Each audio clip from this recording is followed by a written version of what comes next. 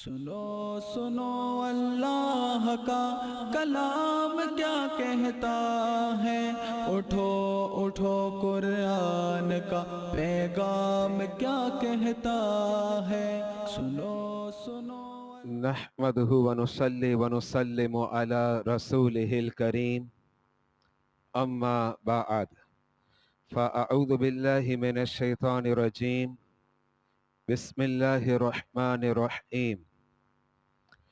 یہی ہے آرزو کہ تعلیم قرآن عام ہو جائے، ہر ایک پرچم سے اونچا پرچم اسلام ہو جائے۔ برادران اسلام، محتشم مکرم سامعین و حاضرین، ہر اتوار بعد نماز ظہر قادری مسجد میں درس قرآن کی بابرکت محفل انعقاد پذیر ہوتی ہے، اور آج درس قرآن کی 20ویں نشست ہے۔ اس درس قرآن کا جو ہم نے نام رکھا ہوا ہے وہ ہے ضیاء قرآن۔ گزشتہ اتوار کو آپ حضرات نے سورہ فجر کی ابتدائی 5 آیات کے متعلق درس قرآن سماعت کیا۔ آج انشاءاللہ آیت نمبر 6، 7، 8 اور 9 کے حوالے سے قرآن کی تفسیر میں آپ حضرات کے سامنے پیش کروں گا۔ اللہ رب العزت کلمات حق مجھے کہنے کی توفیق عطا فرمائے، اور کلمات حق کو سننے کے بعد قلب و جگر عمل کرنے، مزید آگے پہنچانے کی توفیق عطا فرمائے۔ سورہ فجر مکی ہے، اس کا مطلب یہ ہوا ہجرت مدینہ سے قبل یہ سورہ مبارکہ نازل ہوئی۔ اس میں ایک رکوع ہے، 30 آیتیں اور 139 کلمے اور 597 حروف ہیں۔ اس سورہ مبارکہ میں چونکہ 5 آیات کی تفسیر آپ حضرات نے سماعت کر لی ہے، تو اب آگے میں آپ کے سامنے پیش کرتا ہوں۔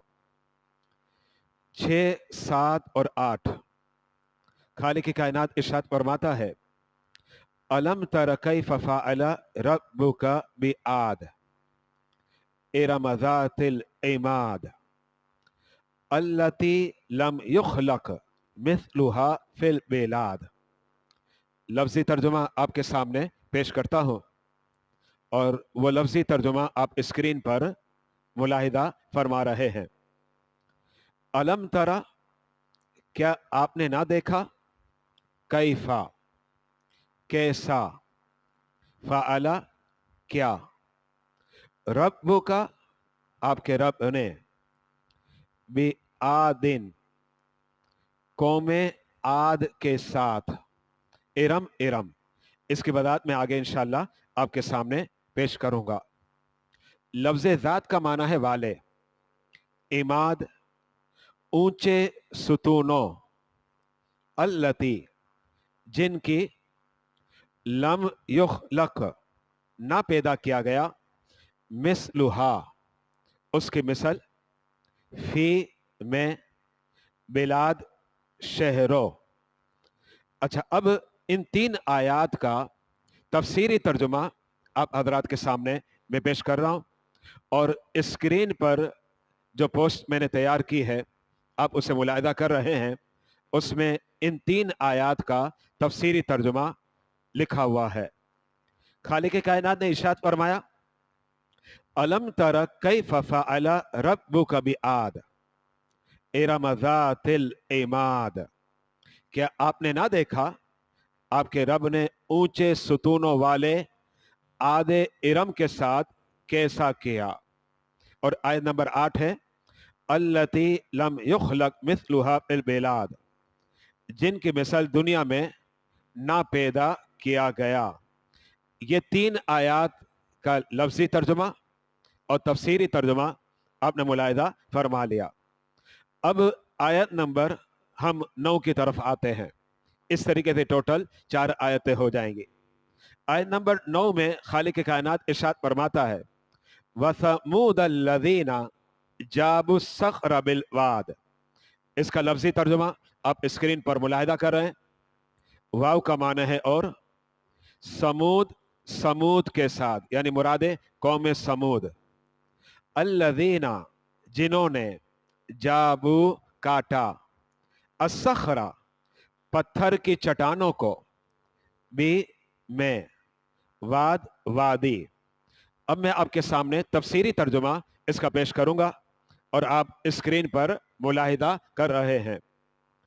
आयत नंबर 9 वसमूद अल्लज़ीना जाबु सख्र बिल वाद, और समूद के साथ जिन्होंने काटा पत्थर की चट्टानों को वादी में। अब मैं आपके सामने, चूंकि इन 4 आयात के अंदर कौम आद का तस्करा है और कौम समूद का तस्करा है, इसलिए मैं आपके सामने जो है इन 2 कौमों के बारे में कुछ बातें पेश करना चाहता हूं, ताकि वो बातें आपके जहन नशी होगी तो कुरानी आयात सही माना में हमारे जहनों में बैठ जाएगी और मंशाए इलाही जो है हम पर ये वाज़ेह हो जाएगा। ये बात जहन में रखिएगा कि हज़रत सैयदना आदम अलैहिस्सलातु वस्सलाम ये अल्लाह के नबी हैं, लेकिन हज़रत सैयदना आदम अलैहिस्सलाम ये पहले नंबर पर है और अल्लाह के नबी हैं, लेकिन रसूल नहीं है। रसूल उसे कहा जाता है जिसे अल्लाह रब्बुल इज़्ज़त किताब देता है। हज़रत सैयदना आदम अलैहिस्सलाम को अल्लाह रब्बुल इज़्ज़त ने किताब नहीं दी। अच्छा, फिर इनके बाद हज़रत शीस अलैहिस्सलाम आए। इस तरीके से सिलसिला चला। तो पहले नबी और पहले रसूल वो कौन है? वो हज़रत सैयदना नूह अलैहिस्सलातु वस्सलाम की ज़ात अक़दस है। अगर आपके सामने कोई सवाल करता है, ये बताएं सबसे पहले नबी कौन है, तो नबी तो हज़रत आदम अलैहिस्सलाम है। लेकिन ये सवाल करता है कि अल्लाह ने जिन्हें नबूवत के साथ रिसालत से भी सरफराज फरमाया, और जाहिर बात है जिसे नबूवत और रिसालत दोनों मिले वो उस नबी से अफजल है जिन्हें फ़कत नबूवत मिली, रिसालत नहीं मिली। तो अब वो पहला नबी कौन सा है जिन्हें अल्लाह रब्बुल इज़्ज़त ने नबूवत के साथ रिसालत भी अता फरमाई है? तो वो हज़रत सैयदना नूह अलैहिस्सलातु वस्सलाम की ज़ात बबरकत है। और यहाँ ये बात बेनशी फरमा ले, 5 पैगम्बरान जिन्हें अल्लाह ने नबूवत भी दी और रिसालत भी दी, ये दिगर तमाम अंबिया और रसूल इज़ाम से अफजल व बरतर हैं। इनका मकाम सबसे बुलंद है। आप सुनते रहते हैं और हम अपने बच्चों को भी पढ़ाते हैं, अल्लाह रब्बुल इज़्ज़त ने कमोबेश 1,24,000 नबी भेजे। ये आप सुनते, किताबों में भी पढ़ा और वाइदीन से समात भी करते हैं कि 1,24,000 अल्लाह रब्बुल इज़्ज़त ने कमोबेश अंबिया किराम भेजे हैं। अच्छा, इन तमाम के अंदर सबसे अफजल बरतर 5 पैगंबर हैं जो फकत नबी नहीं बल्कि अल्लाह रब्बुल इज़्ज़त ने उन्हें रिसालत भी अता फरमाए। उनमें 5वां नंबर हज़रत सैयदना नूह अलैहिस्सलाम का है। अच्छा, चौथा नंबर हज़रत ईसा अलैहिस्सलाम का। देखें ये पोस्ट तैयार है, स्क्रीन पर आप मुलाहिदा कर रहे हैं। तीसरा नंबर कलीमुल्लाह हैं, हज़रत सैयदना मूसा अलैहिस्सलातु वस्सलाम। दूसरा नंबर हज़रत सैयदना इब्राहीम अलैहिस्सलाम। ये तरतीब है फजीलत की। 5वें नंबर पर नूह अलैहिस्सलाम, चौथे पर ईसा अलैहिस्सलाम, तीसरे पर मूसा अलैहिस्सलाम और सेकंड यानी दूसरा नंबर जो है, दूसरा नंबर वो अल्लाह के खलील हैं हज़रत सैयदना इब्राहीम अलैहिस्सलातु वस्सलाम, और पहला नंबर मेरे मुस्तफ़ा का है। इसका मतलब ये कि अगर आप ये तरतीब बयान करें तो बिल्कुल ठीक है कि सबसे अफजल कौन है? मेरे मुस्तफ़ा है। सेकंड नंबर हज़रत इब्राहीम अलैहिस्सलाम, तीसरा नंबर हज़रत मूसा अलैहिस्सलाम, चौथा नंबर हज़रत ईसा अलैहिस्सलाम और 5वां नंबर हज़रत सैयदना नूह अलैहिस्सलाम। अच्छा, मेरी इन बातों में आपने मुलाहिदा फरमाया कि 5वां नंबर हज़रत सैयदना नूह अलैहिस्सलाम का, और अभी मैंने आपके सामने वादे किया हज़रत नूह अलैहिस्सलाम ये वो नबी हैं जो रसूल भी हैं और जिन्हें नबूवत के साथ रिसालत मिली, इस एतबार से पहले नबी है। اور جنہیں فقط نبوت ملی، رسالت نہیں ملی، وہ حضرت سیدنا آدم علیہ السلام ہے، پہلا نمبر۔ تو حضرت نوح علیہ السلام کا جو شجرہ ہے نیچے کی جانب، میں وہ آپ کے سامنے پیش کر رہا ہوں اور آپ اسکرین پر ملاحظہ فرما رہے ہیں۔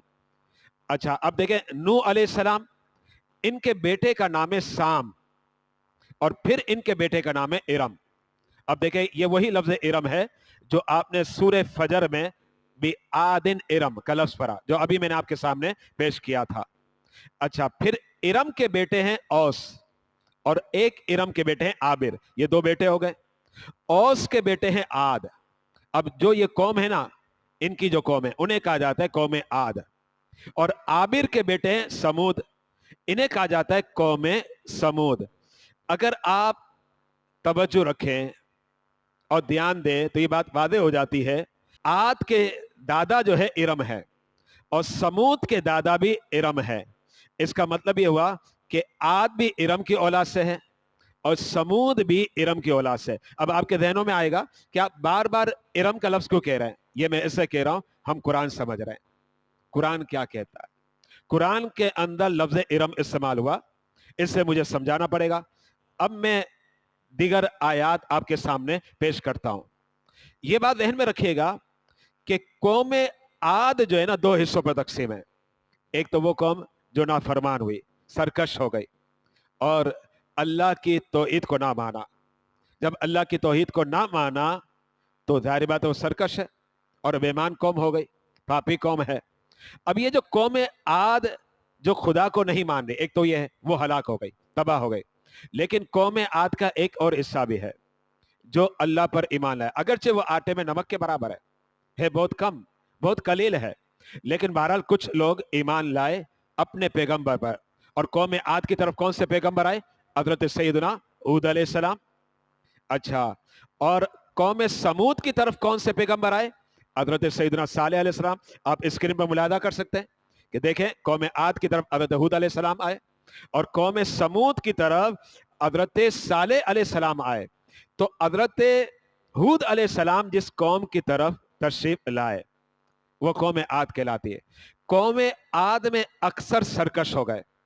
اب یہ جو سرکش ہوئے نا، ان کو قرآنی انداز میں، جو قرآن کا ایک اسلوب ہے، اس اسلوب کے اندر، اب دیکھیں سورہ فجر میں آیت نمبر 6 اور 7 کا مطالعہ کریں، اس میں لفظ ہے بِعَادٍ ارم۔ دیکھیں ارم کا لفظ آیا، ابھی میں نے آپ کو بتایا ارم کون ہے؟ دادا ہیں۔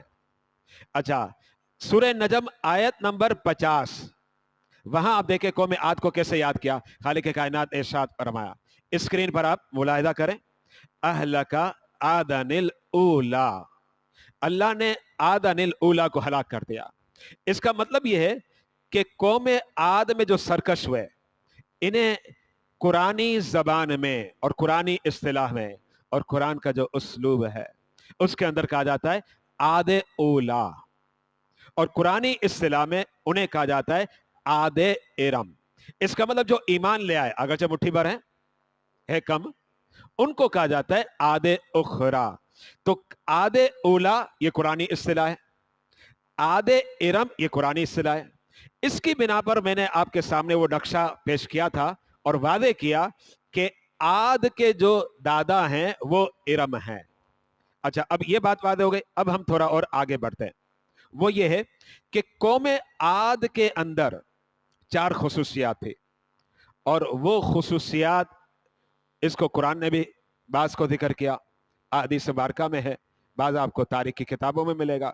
اب اسکرین میں ملاحظہ کریں 4 خصوصیات۔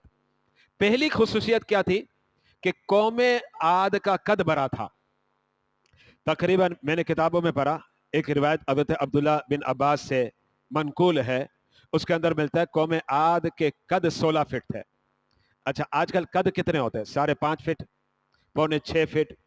اچھا کوئی قد آور ہوتا ہے، لمبا ہوتا ہے، ہم کہتے ہیں لمبا ہے یار، کھمبے کی طرح نظر آتا ہے، تو اس کا قد کتنا ہوتا ہے؟ 6 فٹ، عام طور پر یہی ہوتا ہے۔ لیکن قوم عاد کا جو قد ہے وہ 16 فٹ تھا۔ 16 فٹ کا مطلب کیا ہے پتا آپ کو؟ کوئی نیچے سے سڑک سے گزرے تو ہمارے فرسٹ فلور پر جو گیلری ہوتی ہے، بالکنی ہوتی ہے، قوم عاد کا شخص جو ہے نا، اس کا قد اس تک پہنچے گا اور وہ آتھ ڈال کر نکال بھی سکتا ہے. یہ بات ذہن میں رکھے گا. قوم عاد کا شخص یعنی اتنا لمبا قد تھا. یہ پہلی خصوصیت. دوسری خصوصیت کیا تھی کہ قوم عاد کی جو عمر تھی طویل تھی, 400 سال, 450 سال. اور تیسری جو ہے قوم عاد کی خصوصیت تھی کہ ان کے جسم میں بے انتہا طاقت تھی. یہ تیسری.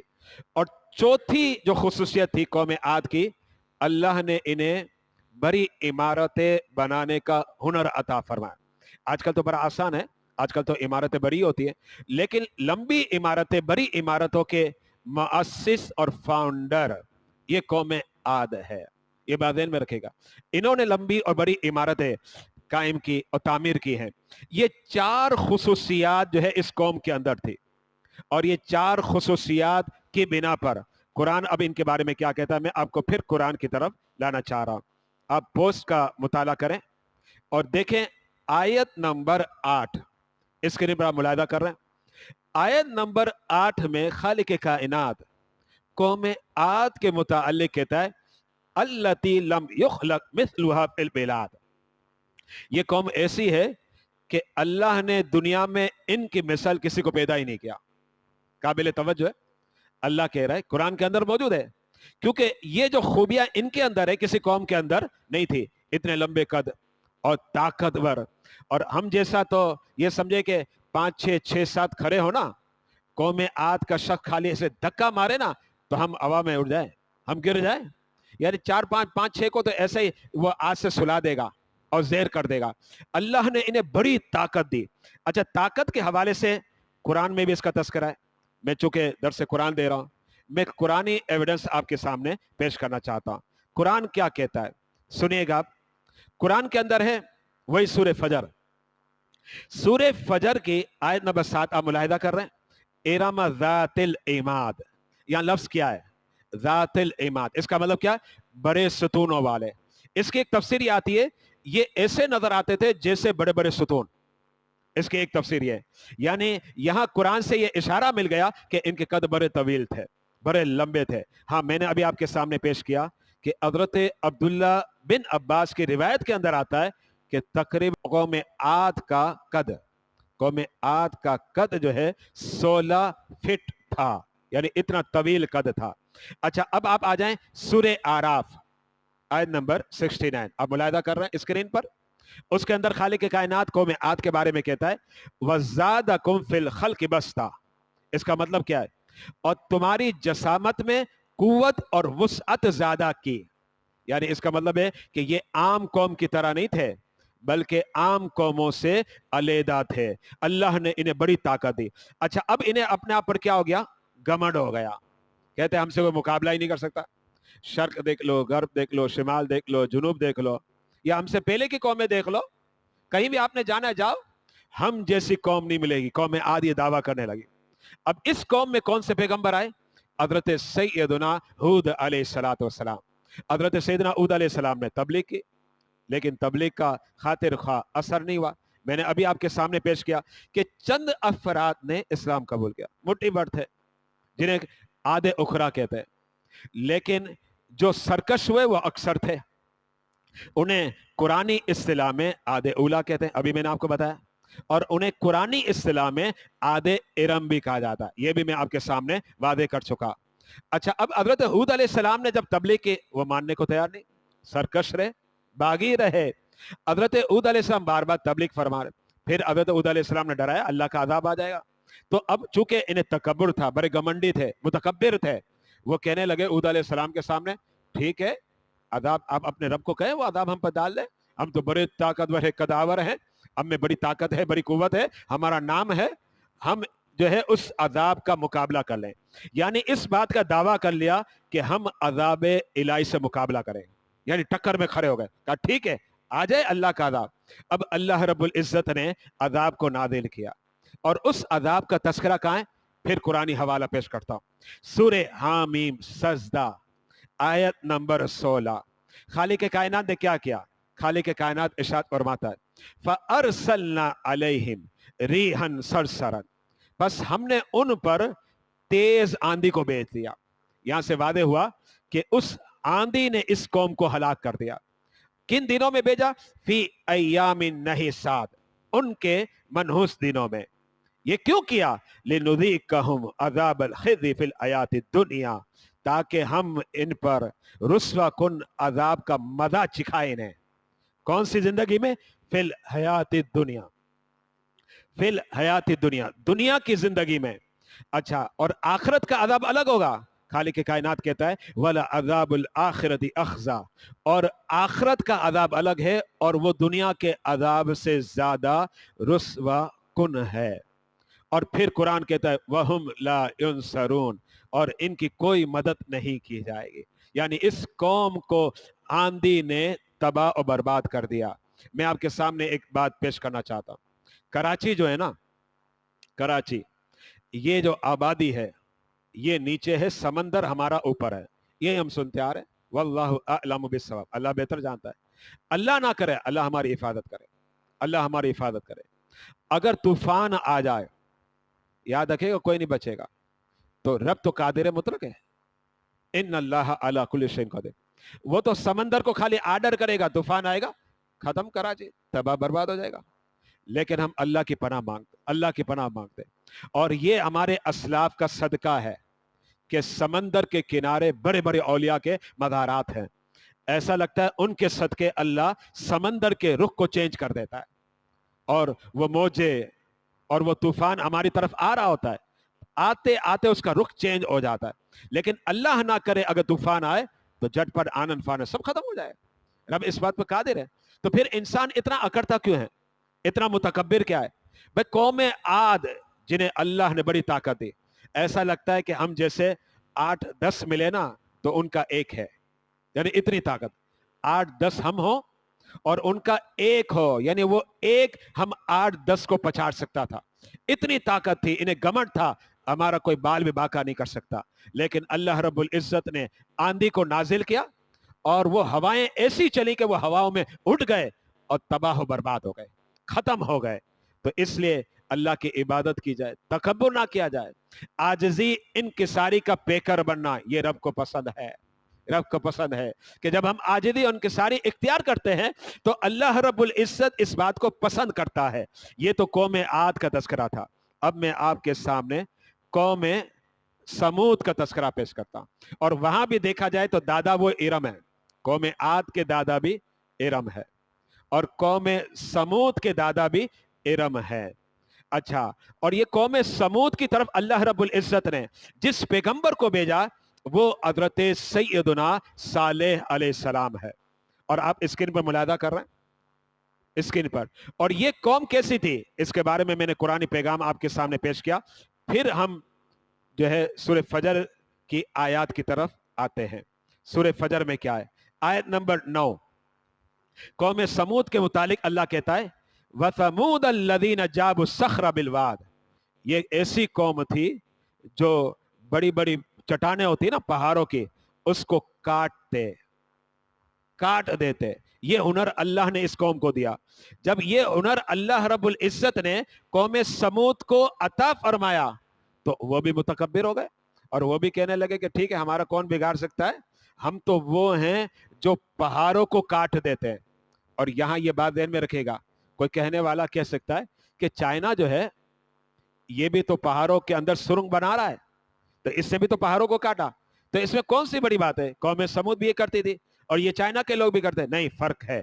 फर्क ये है कि चाइना वाले जो पहाड़ों को काट रहे हैं वो जदीद टेक्नोलॉजी के साथ कर रहे हैं, और ये कौम समूद जो थी ना उस दौर में जदीद टेक्नोलॉजी नहीं थी। ये पहाड़ों को काट कर, चट्टानों को काट कर मकान बनाते थे, और ये हुनर अल्लाह ने हर एक को नहीं दिया था।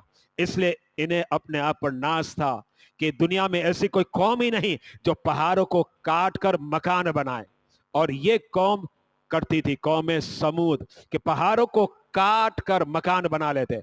अब ये भी मुतकब्बिर हो गए।